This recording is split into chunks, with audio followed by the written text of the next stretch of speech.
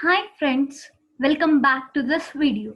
So in the previous video we have discussed deeply about a bio battery. So today I have come up again with a very new topic today. So the new topic which we are going to learn today is OLED, that is organic light emitting diode. I hope you might have heard about it. So today we are going to understand it deeply. So this presentation, as you can see, include introduction of an OLED, the history of an OLED, its structure, then we'll go to its working and its types. Then we'll discuss what are its advantages and disadvantages. Then I'll give you my conclusion and I'll end my presentation with the references. Coming to the introduction of an OLED. As I have said you already, OLED is an organic light emitting diode. So you might get a doubt. So already you are all aware of the term LED. Then what's the difference between an LED and a OLED, right? So when you hear the term OLED, you are clear that it is organic light emitting diode. So in this organic light emitting diode, the layers are composed of organic compounds. So you can see in this LED, the layers are formed by organic compounds and the electroluminescence is followed. So do you have any idea about what is electroluminescence? So I'm sure you might have heard this word.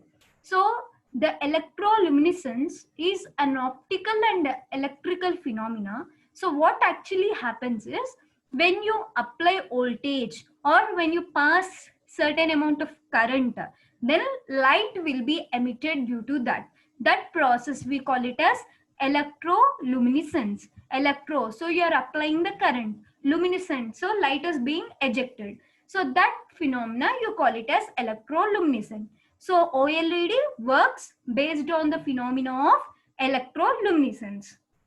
And as I have said you, since the OLED is composed of organic molecules, the molecules are 100 to 500 nanometers thick, and as I have said you, it works on the principle of electroluminescence. They emit light on application of electricity.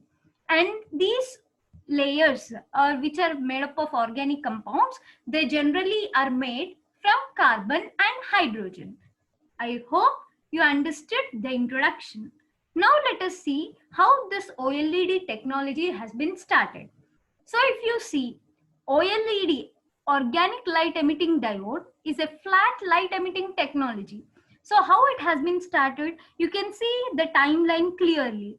It has started from the past 30 years. So in the 1987, first OLED paper was released by these people at Eastman Kodak. And in 1988, so when this university, Cashew University, they announced double heterojunction. And in 1990, Cambridge University has started the presentation of polymer OLED paper in Nature. So in this manner, 30 years ago, this OLED technology has been started. So you can see here history. First developed in the early 1950s in France. So OLED was first developed in 1950s in France, and in 1960s AC-driven electroluminescent cells using doped anthracene was developed. In 1990, electroluminescence in polymers was discovered, and in 2001, Sony developed the world's largest full-color OLED. So the first OLED was developed in 2001 by Sony company. And this, I think now you are familiar with the word electroluminescence. So this phenomena in polymers was discovered in the year 1990. Coming to the structure of OLED, you can see the structure is very simple. Generally, in a OLED, we have 6 layers. Here, above the cathode, we'll be having one protective layer. So that layer, we call it as seal. Remember this, okay? And below the anode, we have one protective layer that we call it as substrate. Above protective layer, we call it as seal. And the below protective layer, we call it as substrate. And here we have a cathode. and here we have an anode. In between the cathode and anode, we have two organic layers. So the organic layers are emissive layer and conductive layer. Okay, so you can see here, the above the cathode, you have seal. Observe the diagram, but in this diagram they have not mentioned you regarding the seal. So remember this point also. Above the cathode you have a protective layer, that is seal, and below the anode you have a protective layer, that is substrate, and in between the cathode and anode you have two organic layers. They are emissive layer and conductive layer. So now here you know already, anode is positive and the cathode is negative. And remember one point before going into the working here, that is, here anode will remove the electrons, cathode will release release the electrons. Okay, so here anode will remove the electrons and cathode will bring the electrons. Okay, remember this point. So what I have said you, cathode will bring the electrons and anode will remove the electrons. So if you understood this point clearly, working will be very easy for you to understand. So let's see the working now. So what actually happens is, I'll explain you this working first, then I'll show you that slide. So what happens in the working is, I'll explain you with this diagram, just a minute. So here what actually happens is, as you can see here, when it works on the electroluminescence, right? So first you need to apply some voltage. So when you are applying some voltage to this, electrons enter into the cathode.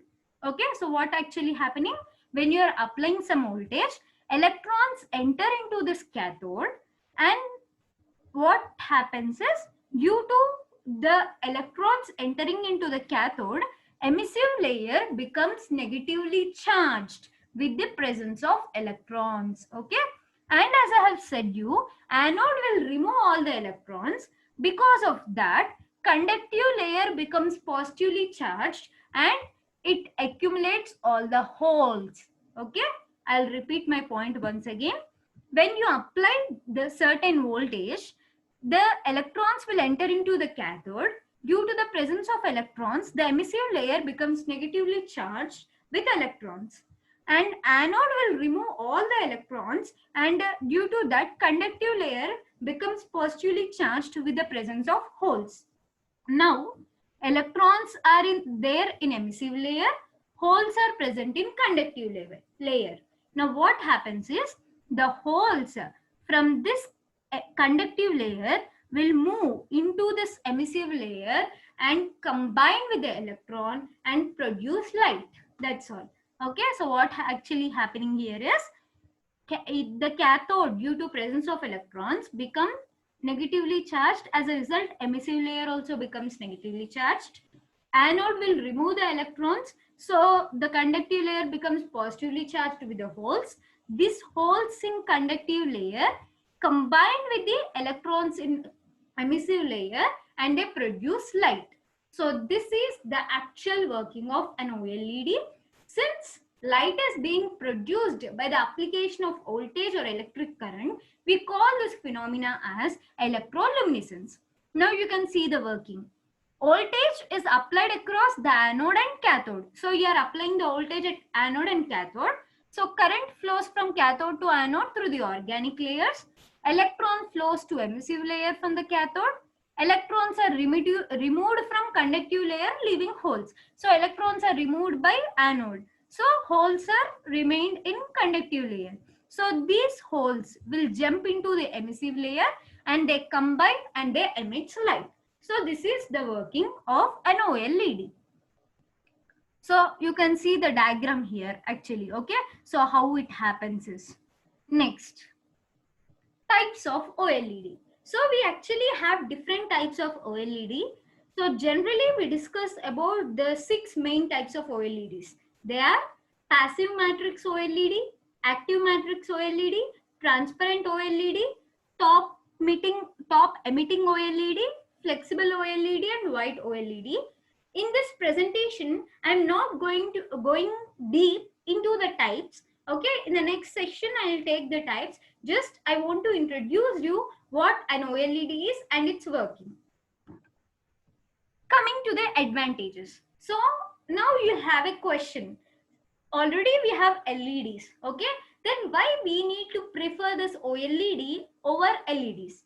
So the reason is the OLEDs have a major advantages. Many advantages they have.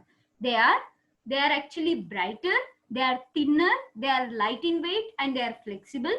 And like LEDs, they don't require backlighting, and the response time is faster, and it has a very larger field of view, that is nearly 170 degrees, and high resolution, and the clarity of picture is also very high. So these are all the major advantages of OLEDs. Along with advantages, everything will have its own flaw, right? So you can see these are all some of the applications of OLED. So OLEDs can be used in mobiles. They can be used in TVs. Okay. So these are all the major applications of OLEDs. Now let us see what are the major disadvantages. There are four major disadvantages of this OLEDs. They are its lifespan, and the OLED is very expensive, color balance issues, and water damage. So these are the four major problems or the disadvantages of this OLED. You can see generally. So slight shifts in color and hue from half angle, visual changes including image persistence or burn in. So lifespan is very less and it is very costly.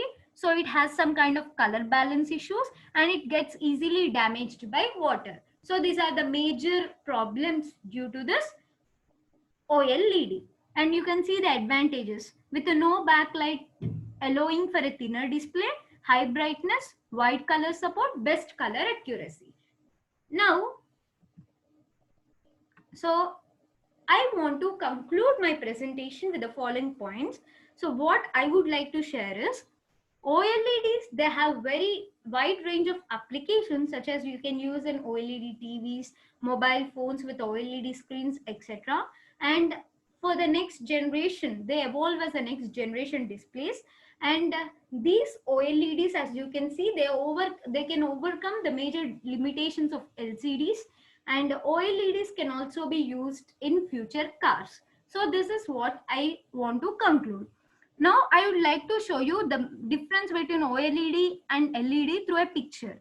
As you can see here, the accuracy is and the resolution is high in case of OLED, and in case of LED it's very less, and in case of LED it requires backlighting. But you can see in the case of OLED, no backlighting is required. And here it's very clear and it's with high resolution and accuracy, whereas here it's not so clear. So that's the major difference between a OLED and a LED. So as we know, necessity is the mother of invention. So whenever we feel something is necessary, something is missing, we try to work on it and bring out a new product. So this is about a OLED. And I would like to conclude my presentation. So these are some of the references I have gone through in order to learn or in order to know about this OLED. And once again, I thank all of you for watching this video. I think this video is very helpful for you in order to understand how an OLED works. So if you like these videos, if you feel these videos are very useful, please don't forget to like, share, and subscribe. I'll be with you. I'll be making some more best videos with the best content. I'll be with you. Thank you a lot for your support. Thank you once again.